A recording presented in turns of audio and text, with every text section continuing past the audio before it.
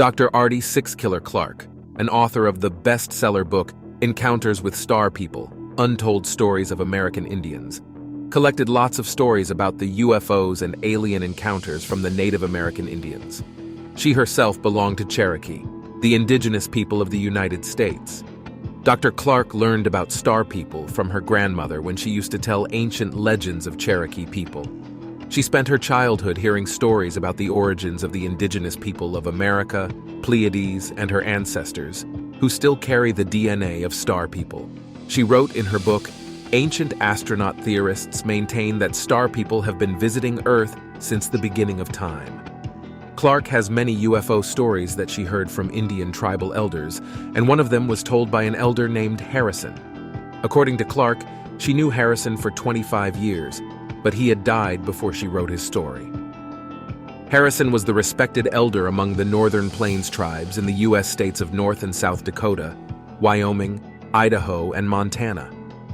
The tribes witnessed many UFO sightings, but Harrison's story happened before the famous Roswell UFO incident. Harrison said that he was only 12 years old when his grandfather took him to a place, located on his ranch, where he saw a large alien ship crashed on his land. One night, the grandfather was at home and suddenly felt something like an earthquake because it shook the house very hard. He went to check outside and all the horses were gone while everything was dispersed. The next day, he brought horses back but looked very scared of something. The grandfather saw a ship crashed on his ranch, and then he understood that it had been a reason for the shockwave. The hit was so hard that the craft made a vast crater. He watched the craft for a week as waiting for someone to come outside, but no one came out.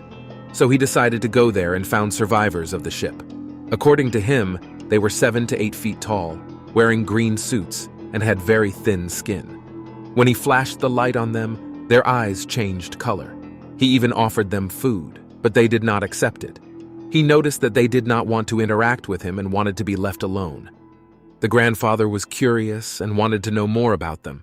He knew they were the star people, as the stories about them passed in his family from generation to generation. As he wanted to know more about them, they completely vanished. He often found them near the river, collecting plants, rocks, and other geological items. The aliens seemed to be very interested in Earth's geology. The grandfather watched them doing it for weeks, but understood that they wanted to be hidden from other humans. So, he always kept it a secret. When the star people understood that the grandfather was not harmful to them, they invited him to their ship.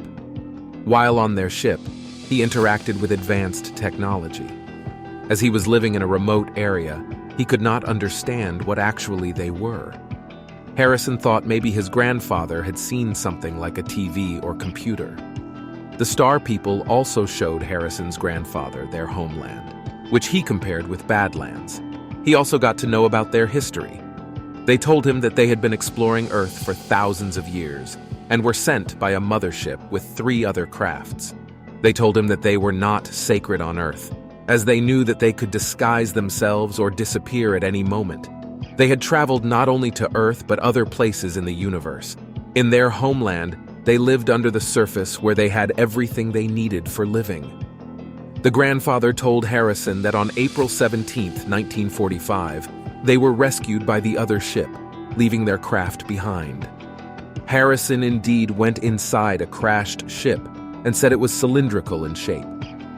He even sat on the ship's seat and said it covered him like an envelope and released him when he tried to go away.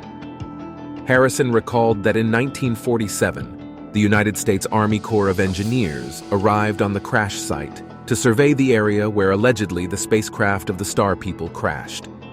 The Corps confiscated the whole ranch and gave Harrison's grandfather a useless piece of land on the other side of the hill in return. The military took the ship and created an artificial lake at the